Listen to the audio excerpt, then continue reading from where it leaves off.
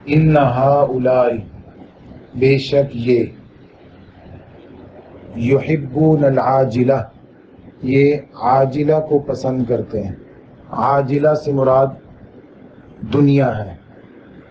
دنیا کو عاجلہ اس لیے کہا گیا کہ یہاں بدلہ نقد مل جاتا ہے. کوئی کام کریں تو اس کا بدلہ اس کی مزدوری نقد مل جاتی ہے. تو کچھ لوگ ایسے ہیں جن کی ترجیح نقد بدلہ ہوتا ہے، نقد و نقد، ہاتھوں ہاتھ ابھی دے دیا جائے، العاجلہ. تو جہاں بدلہ نقد ملتا ہے اس جگہ کو دنیا کہتے ہیں. وَيَذَرُونَ اور نظر انداز کرتے ہیں، یہ کریں گے، وراءہم اپنے پیچھے، یوماً ثقیلا ایک بھاری دن کو، ایک بوجھل دن کو. اور بھاری ثقیل یہ فزیکلی بھی بھاری ہو سکتا ہے، اس کے مقابلے میں خفیف لفظ ہوتا ہے، ہلکا پھلکا. بوجھ کے مقابلے میں ہلکا پھلکا یہ فزیکلی بھی ہو سکتا ہے، اور ایسے بھی ہو سکتا ہے جیسے کسی کے گناہ کا بوجھ، کسی کے بے وفائی کا بوجھ. یہ فزیکلی نہیں ہوتا لیکن یہ بھی ایک بوجھ ہوتا ہے. تو اپنے پیچھے ایک بھاری دن کو، بوجھل دن کو، مشکل دن کو بھلا رہے ہیں اور نقد و نقد چیزوں کو اپنانے کی کوشش کر رہے ہیں، لینے کی کوشش کر رہے ہیں. اصل میں تو یہ حال بیان ہوا ہے مشرکین مکہ کا کہ وہ حضور اقدس صلی اللہ علیہ وآلہ وسلم کی نبوت کا انکار کر کے اور اپنی سرداری کو بچانے کی ایک ناکام کوشش کر رہے ہیں کہ اگر ہم محمد الرسول اللہ صلی اللہ علیہ وسلم پر ایمان لے آئیں گے تو ہماری سرداری خطرے میں پڑ جائے گی، ختم ہو جائے گی.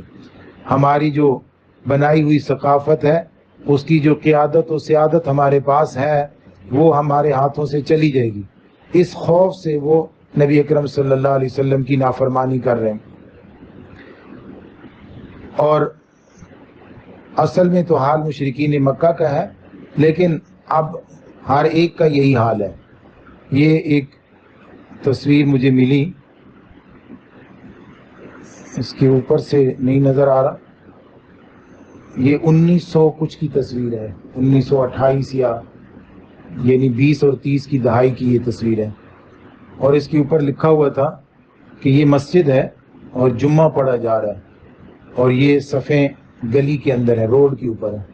یہ روڈ کے اوپر لوگ نماز پڑھ رہے ہیں، جمعہ کی نماز ہو رہی ہے. اور ان کے آگے کچھ یہ ریڑھی بان ہیں جو فروٹ لگا کر بیٹھے ہیں، اور وہ اس انتظار میں ہے کہ نماز ختم ہو اور وہ اپنا سودا بیچیں انہی نمازیوں کے ہاتھ.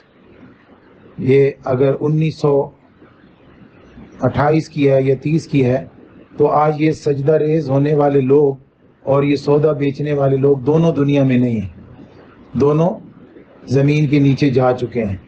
اور وہ جو ریڑھی پر بیٹھے ہیں انہوں نے سودا بیچ کر نقد و نقد فائدہ حاصل کر لیے، سودا بیچا اور رقم کما لی ہے. اور یہ جو سجدہ کر رہے ہیں، انہوں نے جو سجدہ کیا ہے اس کا انہوں نے کوئی فائدہ دنیا میں نہیں پایا ہوگا، وہ اب اس سے مستفید ہو رہے ہوں گے یا روز قیامت مستفید ہوں گے. تو اصل میں ترجیح کیا ہے؟ نقد و نقد فائدہ لینا ہے یا آخرت کا فائدہ مد نظر ہے؟ اور اللہ رب العزت ہمیں یہ بتا رہے ہیں کہ تمہارا اور مشرکوں کا، تمہارا اور کافروں کا، اے مسلمانوں آپ کا اور منافقوں کا کہیں جوڑ ملتا نہیں ہے. آپ آخرت کو ترجیح دیتے ہو، وہ دنیا کو ترجیح دیتے ہیں. آپ پائیدار چیز کے پیچھے ہیں، وہ فانی چیز کے پیچھے ہیں. آپ ابدی چیز کے پیچھے ہیں، وہ فانی چیز کے پیچھے ہیں. آپ کا اور ان کا کہیں جوڑ ملتا نہیں ہے. آپ کے اور ان کے مقاصد آپس میں جدا جدا ہیں. آپ کسی چوراہے پہ اکٹھے نہیں ہو پا رہے. اس لیے حضور اقدس صلی اللہ علیہ وآلہ وسلم کو تسلی دی جا رہی ہے کہ جب آپ کے ساتھ وہ کسی چیز میں متفق نہیں ہو پا رہے، مقاصد میں متفق نہیں ہو پا رہے، تو وہ کیوں آپ پر ایمان لائیں گے؟ اس لیے آپ انہیں چھوڑ دیجئے. نحن خلقناہم، ہم نے انہیں پیدا کیا ہے. تو دو بار ہم نے آ گیا نا، نحن بھی آ گیا اور خلقنا میں نا بھی آ گیا، تو ہم ہی نے ان کو پیدا کیا، اس میں تاکید آ گئی. وشددنا اسرہم، اور ہم نے ان کے جوڑ مضبوط کیے. یہ نظریہ ارتقاء کی تردید ہو گئی. شددنا اسرہم، ہم نے ان کے جوڑوں کو مضبوط کیا. انسان نے اپنی مرضی سے اپنی باڈی میں جوڑ نہیں بنائے کہ یہاں سے جوڑ ہونا چاہیے، اتنے فاصلے پر جوڑ ہونا چاہیے، اس جوڑ کا اینگل یہ ہونا چاہیے، اور یہاں پہ جو جوڑ ہے وہ اتنا مضبوط ہونا چاہیے. ایسی کوئی پلاننگ انسان کی اپنی نہیں ہے. یہی نظریہ ارتقاء کی تردید ہے. ارتقاء والوں کا خیال یہ ہے کہ انسان خود بندر سے کھڑا ہوا ہے. جی تو یہ ایسا نہیں ہے، بلکہ اللہ رب العزت نے اس کو ایسا بنایا. پھر شددنا اسرہم، ہم نے ان کے جوڑ مضبوط کیے. ہڈی جس جگہ پہ جوڑ ہے، اگر اس جگہ کا مطالعہ کیا جائے تو کتنے عرصے سے یہ جوڑ انسانی بدن میں کام کر رہے ہیں. 70 سال 80 سال تک کام کرتے رہتے ہیں. اتنا عرصہ تو لوہا بھی گھس جاتا ہے، لیکن اس کے اندر مختلف قسم کی چیزیں ہیں. کچھ تو ایسی ہیں جو ہڈی کو ہڈی سے جوڑ کے رکھی ہوئی ہیں، کچھ ایسی ہیں جو ہڈی کو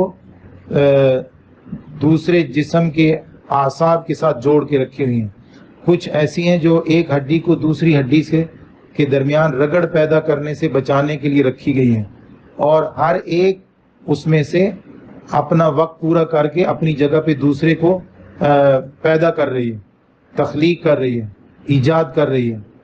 وَإِذَا شِئْنَا بَدَّلْنَا أَمْثَالَهُمْ تَبْدِيلًا، اور اگر ہم چاہیں تو ہم ان جیسوں کے ساتھ دوسروں کو بدل دیں. جیسے ہڈی اور جوڑ کے اندر جو اشیاء ہیں وہ جب اپنا کام کر چکی ہوتے ہیں تو تازہ نئی چیز کو اس اپنی جگہ پر لے آتے ہیں. جیسے کہتے ہیں کہ 45 منٹ واک کے بعد انسانی جوڑ کے اندر ایسا مادہ پیدا ہو جاتا ہے کہ جو اس کو اور زیادہ محفوظ بنا دیتا ہے. تو جیسے ہم یہ کام کر سکتے ہیں، ایسے ہی آپ یقین رکھو کہ ہم انسانیت کو بھی بدل سکتے ہیں. ہم بدلنے کے دو معنی ہوتے ہیں، ایک چیز کو چیز سے بدل دینا، اور ایک چیز کو تو وہی رکھنا لیکن اس کی ترجیحات کو، اس کی عادات کو بدل دینا. انسان سے بدلتے جا رہے ہیں، اور انسان کی عادات بھی بدلتی جا رہی ہے. یہ دونوں طریقے سے بدلتا جا رہا ہے سب کچھ. حضور اقدس صلی اللہ علیہ وآلہ وسلم کو فرمایا جا رہا ہے کہ اگر ہم چاہیں تو ہم آپ کے زمانے میں سارے نیکوکار لوگوں کو ہی پیدا کر دیں، اور یہ جو بدکار، نافرمان اور کافر و مشرک آپ کے مد مقابل کھڑے ہیں ان کو ہم نیست و نابود کر دیں. ہم یہ کر سکتے ہیں، لیکن اللہ رب العزت نے ایسا کیا نہیں، بلکہ ابتدائی اسلام سے لے کر حضور اقدس صلی اللہ علیہ وآلہ وسلم کی وفات حسرت آیات تک اللہ رب العزت نے آپ کے مخالفین کو رکھا. اگرچہ وہ بار بار شکست کھاتے رہے، وہ بار بار جو ہے وہ ٹوٹتے رہے، وہ بار بار بدلتے رہے، لیکن کسی نہ کسی شکل میں رہے.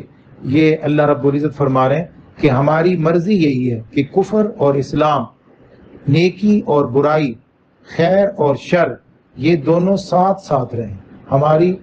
ہماری مرضی یہی ہے، ہماری انشاء یہی ہے کہ ہم نے دونوں کو رکھا ہے اور دونوں کو رکھنا ہے. دونوں رہیں گے، اور دونوں کا انجام بھی ہم نے رکھا ہے، دونوں کا بدلہ بھی رکھا ہے. ہماری اپنی سوچ ہے کہ ہم اس میں سے کس کے ساتھ ہیں، برائی کے ساتھ ہیں یا نیکی کے ساتھ ہیں، شر کے ساتھ ہیں یا خیر کے ساتھ ہیں. اللہ رب میں خیر کے ساتھ رہنے کی توفیق عطا فرمائے.